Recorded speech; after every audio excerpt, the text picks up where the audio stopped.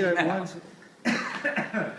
The release form's telepathic, by the way. Right, okay. I give permission to use my voice and face on film at your discretion.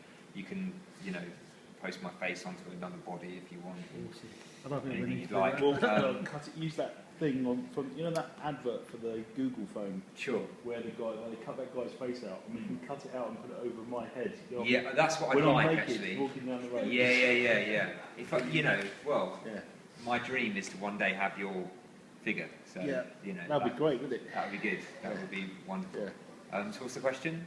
I've got no idea. I'm going to run off and be back in 20 minutes. 20 minutes? What takes 20 minutes? I've got to go and pick up the camera. Is the whole thing being filmed on an iPhone? Yeah. All right. What's the sound quality wrong, like baby. on that? Is it? Sorry? What's the sound quality like on that? A silent movie. But you know, yeah. You see the game? Doing the same thing. Yeah. That's how you roll. Fair enough. It means like rather than carrying loads of stuff around. Content is Stick something in your king. pocket. iPhone. Yeah. Yeah. I mean, it's good for that. Try Maybe we can. Can we get? Maybe we can just ask Darren, maybe get you at the bar or something, because I think it's slightly better. It's a bit more light then. Yeah. Yeah, Do that and okay. just simply just introduce yourself. Okay. Maybe you can stand behind the bar. I can play the drums. Just tell me where to be. Like. You get behind the bar, Mike. We could use this copy. That looks good. It all looks good to me. I'll come behind the bar as well.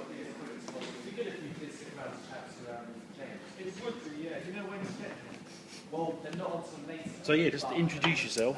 Tell us what you're up to. Okay. So what is it? 3 questions we're going to ask? Basically, who are you? What is it that you do? And why is that important? Okay. And So can we just move you over to the to the left a little bit. Got a little. I don't know if we're. Do you want me to go here? Is that better? Can't really see you. It's your hat's not helping. Do you mind having your hat on or off? This is not very. No, it's all right with this hat off though. But it's not cinema direct, is it? You'll give him directions. No, sorry. All right. You can put it on back to front. Don't worry about it. No. I just try and not look so bald. Oh yeah, seriously. I just well, yeah. You get to the point, yeah. I see. Oh yeah. You've got I'm loads sure. of hair. What are you worried about? Yeah. Well. Okay. So. Am I talking directly to camera or to okay, you? So if you, I might ask a question because I'm really bad at chipping in. But Okay. if you sort of either you could, I wouldn't look straight into that. I'd Yeah. sort of like you're talking to Mike. So I'm talking to Mike. the barman. Okay. My name's Dan Hawkins. I've been making films for maybe 7 or 8 years, something like that, on and off. I don't know why I do it. I guess I do it just because I really enjoy doing it. I do it for a living as well. I'm a videographer, so I make corporate videos, promos, and things like that. But obviously, the indie filmmaking is the thing that drives me to. Yeah. He's been through this already. Yeah, I'm sure. The indie filmmaking is the thing that really drives me forward. It's what I want to do. I just love making films. I love being on set. I love writing. I love the whole stress of the pre-production. I love editing. I love animating. And it's weird. We're in a time now when you can do all of those jobs yourself. It's like it's a really strange situation where you've got the software at your fingertips. If you're willing to learn, you can animate a fireball coming out of someone's hands. You can learn Fruity Loops or whatever and make an amazing score without an orchestra. You can use After Effects, Final Cut, and all these different programs to make things look really beautiful. I liken it to what writing went through. Yeah. If you look at, it used to be only monks who could write, and they'd all write the Bible out, whatever it was. Sure. It was a big deal to have with your pen and your quill and your massive loads of parchment, whatever it was. Yep. Whereas now, nowadays, what are we, 200 years later? I don't know. 300 years, 2,000 years later? Anyone can pick up a pencil and write a book. Of course. Yeah. Do you think it's more important? But it's taken that evolution from movable type, although that was the pencils were around for movable type. I think it was more about knowledge, wasn't it? with writing. It was. But in is fact- film not knowledge? Are you not? Oh no, absolutely, yeah. It's the same kind of thing. I mean, obviously the tools are in place, and people are able to learn how to do these things. Before it was, you needed a colorist to do the color. You needed an editor to do that. You needed all these people that knew their fields. So it's made it smaller and easier, and more accessible, which I like, because there's more competition. What I'd love to see is everyone on the planet able to make a film really quite easily, almost to be able to just imagine a film into being, because that would really separate people, how imaginative people were. Really and truly, the difference between one filmmaker and another should be what can you imagine, and what story can you tell? Do you know what I mean? Not how much money have you got, and who do you know? Do you know what I mean? Like that shouldn't be the separator between one filmmaker and another. And it's becoming more like that. It's becoming more socialised. I was going to say you could argue that actually money isn't really a big barrier to making a film. Well, I mean, but only in the last 5, maybe 10 years, right? Only like the advent of DSLRs has absolutely altered the scene, like unbelievably. Everyone's can take video on their phone or. Yeah, but there is. I mean, there's a people... level of quality that I would want something that I made to be. Do you know what I mean? Like I wouldn't want to shoot on. I wouldn't want to shoot on VHS, for example. Do you know what I mean? I would want it. I would want depth of field. I'd want a nice lens. I'd want it to. If you use a mobile phone to shoot your film, how are you going to do a rack focus? Do you know what I mean? But then, are you talking grammar? I mean, who actually writes like Shakespeare today? Who writes Shakespeare today? I'd say authors like Ian McEwan or Salman Rushdie, or isn't that the equivalent, the modern equivalent of Shakespeare? But they don't write in Shakespeare's oldie language, do they? No. I mean, do you see a time where cinema language today will be? Well, we've gone through movements like that. I mean, that's personal preference. I mean, the whole dogma movement, displayed narratives in a completely different way, and where the content, I guess, was much more important than the way it looked. Or though I guess the way it looked was an important aspect of it, but it just didn't look as clean and self-effacing as Hollywood movies or whatever. But do you think that was the point of Dogma, to stick a spanner in the works? Yeah, sure, yeah. And again, to revolutionise movie making, to change the way people looked at film. But I don't think filmmaking's never going to go in that direction. Do you know what I mean? People are not going to go, oh, it's fine, I'm going to watch a movie on an iPhone, or that was made on an iPhone. People are going to want quality. They're going to want things that look beautiful, because that's a fundamental part of filmmaking. That's at least half the art. Is it filmmaking or photography? Filmmaking, yeah, is very different to photography, I would say. The moving image is very different to a still image. It's the way you approach getting that image is very, very different. And yeah, I think it's a totally different method, if you like. Yeah, no, because I mean, I went through just to talk about me for a brief moment. Oh God. So I went to art college with Clive, and that's where I discovered. That wasn't that bloody long. That's when I discovered that I was more interested in the moving image than painting a picture. Was because, well, I'm not sure why, but I had a Super 8 camera. I was scratching on the film and shit like that, and just thinking, well, this is the next medium up from the still image. So I sort of get what you're saying about it. It's different, and yet to capture that image in the ways you're talking to me, a DOP firstly is a great photographer in terms of. You have to understand light. Lighting, you have to, yes. Absolutely, yeah. You have to understand light in the same way that a photographer does, but there's just a completely different dynamic with moving image. You know, you can set everything up as a photographer and wait for that one moment, you know, and take a million shots and you get it.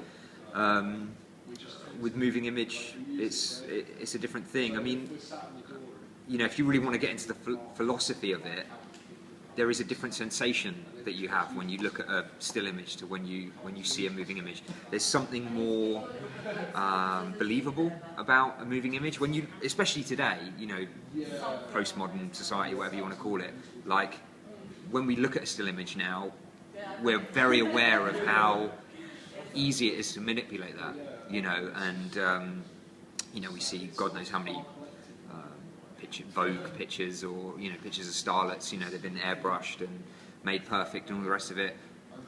Something about film, something about the moving image feels visceral, you know what I mean? I can connect to it, I can see people living their lives, and it informs me as a person, and it if they have some truth or experience that they have that I get to view for an hour or whatever, then I can really feel like I can experience it in the way that they did, almost. So you know, do you have like a favourite genre that you like to watch or make yourself? Or no, not really. I mean, I'm doing a film this month. It's a ghost story. It's actually it's a Japanese ghost story. Do you know what I mean? It very much is in that specific genre, right? So that's completely different to anything I've ever done before, and my favourite movies range from, you know, mobster films to romance films, comedy. Do you know what I mean? Like, I love brilliant films. I love films that take me somewhere, and I guess I would say that anything that's really I like things that are dreamy and they explore something that I'm interested in, especially anything philosophical or weird, or you know, I love David Lynch and things like that. But I equally love Steven Spielberg, so it's, you know, I like being on set with other people making a really good film. I don't really mind if it's a comedy. I mean, there are genres that I'm not too keen on, like your standard rom-com. I'm not very eager to go and watch My Big Fat Greek Wedding or anything like that. You know, I'm not that keen on working that kind of thing. But well, I mean, it's interesting you say that, because there's a friend of mine works for CGI all day, and I mean, this was I think it was when the film came out. He said to me, because he works for CGI all day, he's actually quite relieved to sit down and watch something like Knocked Up, because it's just, it's just mind it's the opposite cabbage to or what he whatever, does yeah. as a day job, sort of thing. You know. Yeah. No, I can understand. I do that as well, you know, occasionally. But the point of film for me is to inform and I don't know, look beautiful and be interesting. What are you making at the moment, Dan? I'm making so the project, there's about 100 different things going on, which is the way. Are you working in Riyadh on something? We're working on Hannah. Can we get you both on that corner and just ask you about that? Okay. I only have Riyadh. It's Riyadh's film, and myself, John, and John McGinty, and this guy as well. No. Basically, I met Riyadh as he was developing this film. We met on Sam's set. We did. We met on Sam Mason Bell's set. For Evil. How was that? How was Evil? Oh, it was good. Yeah, I mean, it was good fun I was to only work there on. for one day, so I got to experience only a What fraction. were you doing there for one day? I was just there as a stand-in, as an extra. Oh, So acting. just stand in the background doing What were you shouting doing on, scene. What were you doing on that then? Basically, I just came on right at the end. I met Sam randomly, and he asked me to come along and be DP for a few days. So I DP'd on like a couple of the scenes for it, but not very much. Like you know, it was really at the end of that project, and Sam was like, "Oh well, you know, it'll be easier if you come down and jump on." So I did. Like any of these, you know, low budget indie productions, it's hard getting people from other places to, you have to pay for them to travel down and stuff like that. So if there's someone locally that we just need to pick up on this scene or whatever, then you can get someone else to do What it. was the catering like on Evil? I don't think there was any catering on Evil. Or was it all hula hoops and whatever you could fit in a carry bag? I don't think there was any food at all. I think that was a case of even to the extent where we had one scene that was in a pub, and the characters in the film had to have drinks. And the actors were expected to buy their own drinks in order to. So it was a super low budget film. So sorry, I was just quite keen because we were talking. Oh, to Sam no, about I the film. shouldn't make anyone, any we future talk- actors aware that I will pay for your drinks and food. No, I talked to Sam about that last time, Yeah. so it's nice to get you because you worked on it as well. Sure. So take us back to what you're working on at the moment. Oh right. All right. So the one with Riyadh is an amazing film. It's going to be. I'm sure it'll be out by the time this comes out. But it's called Hannah, and I was very fortunate to have met this chap and be brought on just as a secondary cameraman. Really, just to get a few pickup shots. I was just there. Dan, can you film what you can film while we're doing the main shots? That was sort of, Riyadh obviously had his shot list in place and he knew what he was getting, but I was there just as a safety, which is lovely. Again, that's something you can do with DSLR, indie filmmaking, that obviously doesn't happen with films, and so I just came on and love working with these guys because they're so professional and just brilliant and just amazing, and Is that little T? Yeah. yeah. I don't know. Yeah, and they've changed the way that I've approached filmmaking, and they've informed the way that I look at films and things like that, which is awesome. And yeah, that's it. I think something with indie filmmaking is that you meet so many different people. Like we were saying before, it's socialised, so loads of people can do it. But there's a massive difference between one person doing it and another person doing it. A world of difference. Isn't it cool? That's what I like. Yeah. When there's no rules, it's not. That's the great thing. That's what I find groovy about when you just get like some guy who decides he's going to make a film. Yeah. Some other people kind of rally round, and it's all like carrier bags and like hula hoops and stuff, and like out in the rain and some stuff's fallen over, and someone's trying to make some fake blood out of it, Absolutely. ketchup and whatever. That's the wonderful thing about how you indie deal with all filmmaking that. is, everyone on that set absolutely wants to be there 100%. Do you know what I mean? They're like giving their own time, they're giving their own money half the time. Do you know what I mean? They're putting everything into it, and the hours that they work. Do you know what I mean? There was an absolutely terrible day. I say terrible in terms of just time, because I think it was like 24 straight hours It of was just 24 hours. shooting. Yeah. So we had the actors, actresses there, and Dan, if he wasn't there, I don't know what would have happened. It was probably the only time in my career that I felt like I was going to break down. And Dan was there to save the day, and I'm a religious person, but I think if Dan wasn't there, I'd have had to have been sitting there asking for some sort of rain dance to get some sort of filmmaker on the set to help us out, because Dan was so invaluable, and Dan, wonderful words he was saying about us, but we feel 10 times that back towards him, because in Portsmouth there isn't a massive hub of filmmaking talent, and it's so great when you see someone like Dan, who may have gone underappreciated or just unrecognised, and then when he joins on our set, he adds 10% to a production. That's 90%, and he makes it perfect. And that's what we look for in films, is that look for excellence and trying to get to it, because we're all aiming for perfection, but we can't get there. But we are looking to make that excellent product. And I think with Hannah, especially with Dan involved, I think we've got something that's very, very good. And it helps that the experience was great. And yeah, we did have hula hoops in a paper bag or whatever. But at the point we were making the film, we didn't care about that. We cared about making a great film, and I think that's what we sort of got. There was no it was 5 o'clock in the morning, and it was like, right, okay, what's the next shot? There was no kind of do you know what? I wish I could go to bed right now or anything. Not even that didn't even cross anyone's mind. Do you know what I mean? Considering we've woken up 7 o'clock the previous day. Exactly. Yeah. It was just, it was, we were there fighting against the light. We were closing all the shutters to make sure we kept the continuity high. And we were there going, how are we going to light the scene? We've got 3 redheads on this person, and then closing them all down to make sure that it didn't look like bright sunlight. It was horrific, and it was terrific. It was both of those at the same time. Yeah, it was really good fun. Yeah. And and I remember coming home away from that, like getting a cab back home at like 9:20 the next day or something.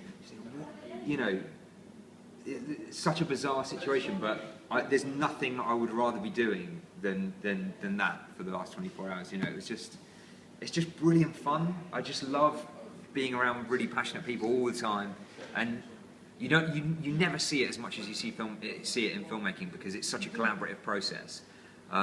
If there's one guy that's really passionate, that's not enough. Do you know what I mean? You can't be the only one. You need a lot of other people around you, and it's great when that actually comes together and works. But the other project that I'm working on at the minute is called A Ghost Story, and we're shooting that in Brighton on the 21st, 22nd. Okay.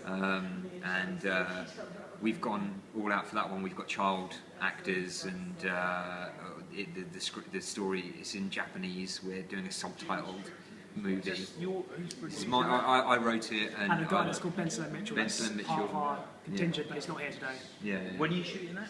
21st, 22nd of March. So maybe we could pop along and do some. You're welcome to pop along, but it will be we won't have time to. We'll just be observing. Yeah, absolutely. And it'll be in Brighton as well. It'll be in Brighton. Yeah. It's a great set. Did you manage to park? Sorry? Did you manage to park last time in Brighton? I've got lots of parking tickets in Brighton before.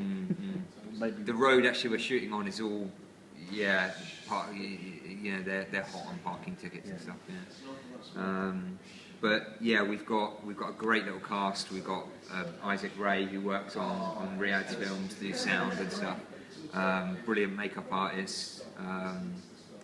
It's good. It's a really good little team. What's the budget for that? 0. We're basically out of our own pockets. You know what I mean? Like everything. But what I would say, because we own all of our own equipment, that's set aside as a cost. So I guess you could say probably we got about £10,000 worth of equipment on film. Something like that. But it's owned already, so it's not a cost. I've spent probably about £100 so far on props and things like that, and like costume and stuff.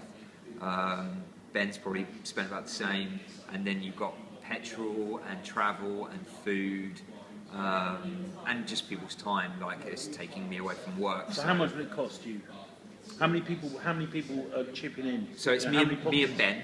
And how much is it going to cost you to make it then? I reckon in total £500-600, I think.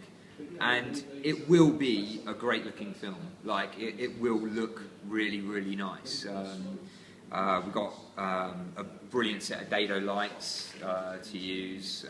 We've also got like spare redheads and things like that. But got a lovely set of dados. The dados alone are $3,000 or something like that. I don't know. So are you on the similar kind of thing where you're funding the film through your commercial activities?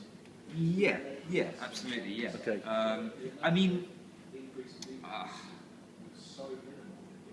you're getting things when you say like if you broke that film down to what it would cost if it was a professional production, you would be paying for that location. So you know what I mean? You'd be hiring it, let's say. So if we had like a location scout to go and get this location, this is what we need. He would go out, he'd go, well, this is what we're willing to spend on a location, he'd go and hire it from someone. We don't do that. We put in more time to find someone who's willing to give it to us for free, right? So we've got an amazing building. It's like a 4-storey, couple of £1 million building, but they're doing it as a favour, right? And it's all those kind of things. So the production values might be really, really high. So that took you longer. Of course, yeah. It takes you longer to sort out, but so time versus money. Yeah, I guess so. Yeah. But you are, even as an indie filmmaker, you never want to skimp. I mean, Riyadh is exactly the same. Like for Riyadh's film, we had the King's Theatre and an entire ballet production put on. You'd never you'd never look at that and go, oh, well, that's a student film. You'd look at it and go, God, that's unbelievable. That looks beautiful. That's like. But at the same time, we saved money on things like the amount of hours we had there, buying the costumes in bulk, the equipment that we had, the Steadicam vest and stuff. We researched that and looked on eBay and spent hours and hours and hours not buying the retail price of it, going around and going, we're going to buy that for half the price, knowing that piece of equipment is double. So it seems that you two have got something in common, which is rather than make something that could be remade, you want to make it. You want to make the final thing. Yeah.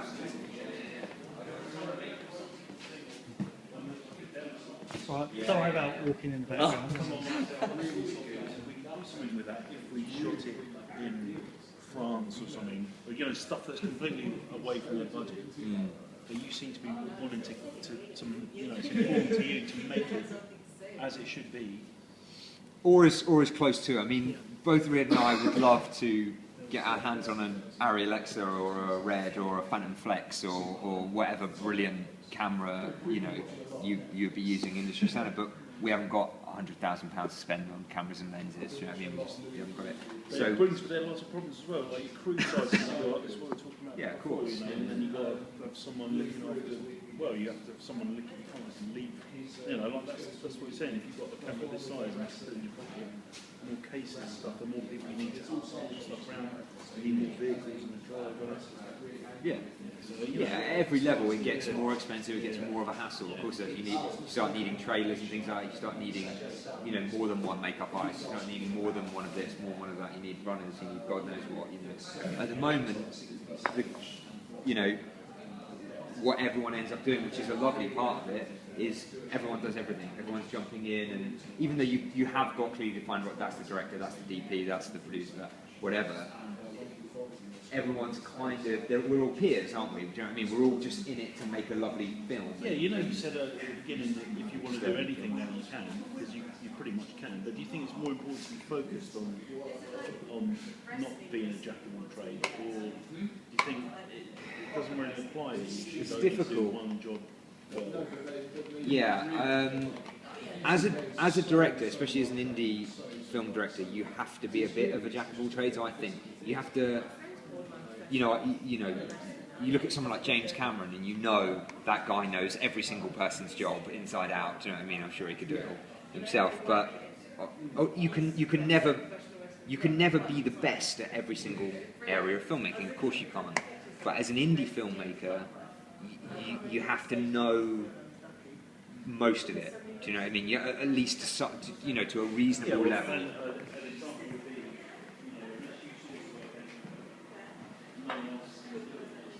Exactly. Yeah. And if you turn around to someone and you go, well, can you be the cameraman in this film? Yeah, I know. He's a cameraman. You know, but it's not like hiring a professional cameraman. It's like getting a mate to do it. If you look back at that footage after, it's not what you wanted. Do you know what I mean? Then that's your fault, not theirs. You would want in charge of